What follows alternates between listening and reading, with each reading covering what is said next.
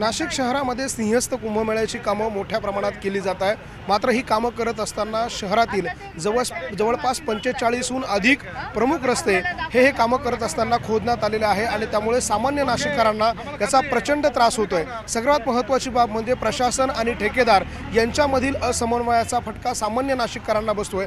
अनेक ठिकाणी रस्ते खोदलेत मात्र बॅरिकेडिंग नाहीये, सूचना फलक नाहीये आणि त्यामुळे अनेक ठिकाणी अपघात होऊन लोकांचे जीव जात आहे। मात्र या सगळ्यानंतर आता महापौर आणि उपमहापौर नाशिकचे हे रस्त्यावरती उतरलेले आहे आणि त्यांच्याकडनं या सगळ्याची पाहणी केली जाते।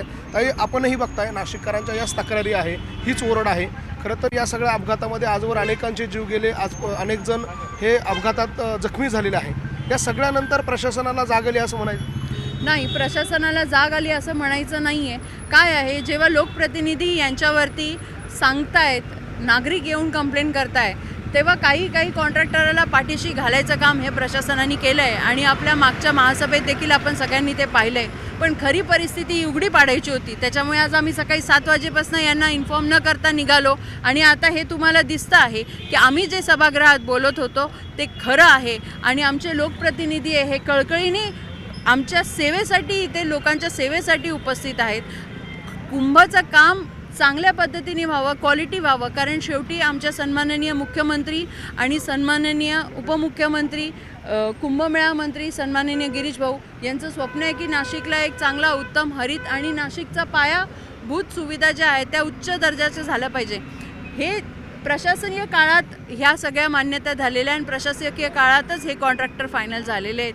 पण अशा पद्धतीचं जर काम गलथान चालणार असेल तर ते लोकप्रतिनिधी खपून घेणार नाही। आपल्याला नाशिकचा कुंभ हा अतिशय चांगल्या दर्जाचा करायचा आहे, त्याच्यात लोक देखील आपल्याला सहयोग करताय, पण लोकांची फसवणूक आम्ही होऊ देणार नाही। काय निग्लिजन्स समोर येतोय आपल्याला? आपण सकाळपासून इथे बघाल तर निग्लिजन्स असा आहे की टर्नच्या इथेच ढिगारे केलेले आहेत, लेफ्ट टर्न करणाऱ्याला दिसत नाही, ट्रॅफिकचा प्रॉब्लेम होतोय। मध्ये जे काही लाईन क्रॉसिंगचे चौक आहेत तिथे लेवलिंग झालेली नाही आहे, त्याच्यामुळे आता जेव्हा सुट्या लागलेल्या आहे,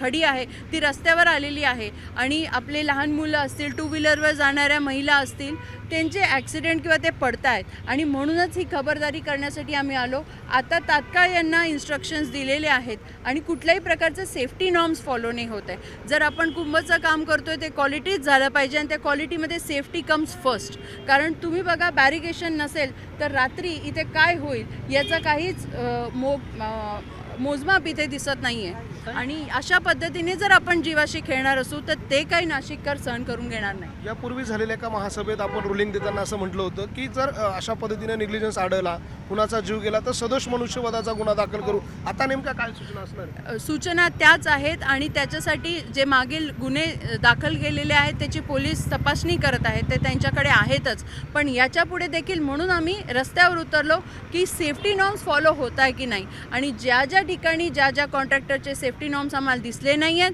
त्यांच्यावर तात्काळ कारवाई करायला सांगितले। तिथल्या स्थानिक अधिकारी जो तिथे मॉनिटरिंग करतो त्याच्यावरही कारवाई करायला सांगितलेली आहे। आपल्यासोबत उपमहापौर आहे, आपण म्हणताय की सदोष मनुष्यवधाचे गुन्हे, नेमकं काय सूचना दिल्या?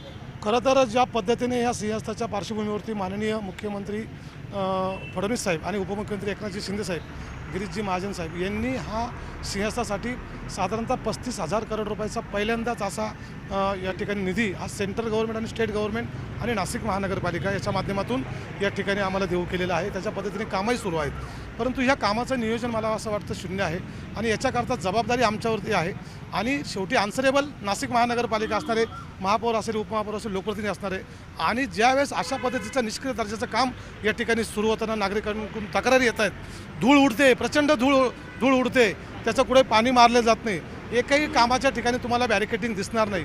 ज्या ठिकाणी अपघात होत आहे, आता परवा जो दिंडोरीला अपघात झाला तो याचमुळेच झाला की उघड्या विहिरीमध्ये त्याला बॅरिकेड नसल्या कारणामुळे 9 निष्पाप त्या ठिकाणी बळी गेलेले आहे। नाशिक महानगरपालिकेच्या हद्दीमध्ये जे कामं सुरू आहेत त्याच्या ठिकाणी वेगवेगळ्या ठिकाणी अपघात झाले, तिथंसुद्धा 2-3 ठिकाणी अपघातात बळी गेलेले आहेत आणि मग असं होत असताना आम्हाला सगळ्यांना कुंभ हा चांगला करायचा आहे अशा सूचना आम्हाला वरिष्ठांच्या आहेत आणि त्याकरता ह्या कुंभाकरता जगभरातून, देशभरातून भाविक येणार आहे, साधुमंत येणार आहे। ही सगळं स्वागतासाठी नाशिककर सफर होत आहेत। नाशिककर याच्याकरता नाशिककरांचा कुठल्याही या सगळ्या याला विरोध नाही आहे। मला असं वाटतं विकासाला कोणाचा विरोध नाही, परंतु विकास होत असताना त्याचे नियम हे फॉलो झाले पाहिजे आणि ज्या पद्धतीने त्यांच्या वर्क ऑर्डर असतील किंवा ॲग्रीमेंट असेल त्या पद्धतीने त्याचे नियम फॉलो झाले पाहिजे, पण तसं होताना दिसत नाही आहे आणि त्याचा त्रास नागरिकांना होतो आहे. आणि आज सकाळी 7 वाजेपासून सन्माननीय महापौर आणि मी आणि काही संबंधित अधिकारी घेतले, त्यांनासुद्धा माहीत नव्हतं कुठं जायचं आहे. आज त्यांच्यासुद्धा निदर्शनास आणून दिलेले आहे की स्थानिक लोकप्रतिनिधी जेव्हा ओरड करतात सभागृहामध्ये त्याच्याकडे दुर्लक्ष केलं जातं, उलट त्या स्थानिक लोकप्रतिनिधीलाच संशयाच्या दृष्टिकोनातून बघितलं जातं. मला असं वाटतं हा त्रास नाशिककरांचा आहे आणि नाशिककरांना या त्रासामधून किमान कमी करण्यासाठी, हा त्रास कमी करण्यासाठी पाणी मारलं गेलं पाहिजे, साईड बॅरिकेटिंग पाहिजे, ते स्ट्रॉंग बॅरिकेटिंग पाहिजे आणि जे जे नियम आहे ते फॉलो झाले पाहिजे. हा जो आपण रस्ता बघताय हा मूळ त्र्यंबक रोड आहे. या त्र्यंबक रोडवरती दररोज देशातल्या कानाकोपऱ्यातून भाविक येतात. तिथल्या ड्रायव्हरांना माहीत नाही कुठला टर्न कुठे काय कसं आहे आणि जर मोठमोठे अपघात या ठिकाणी होतात आणि अजून किती अपघात व्हायची वाट आपण प्रशासन बघतंय.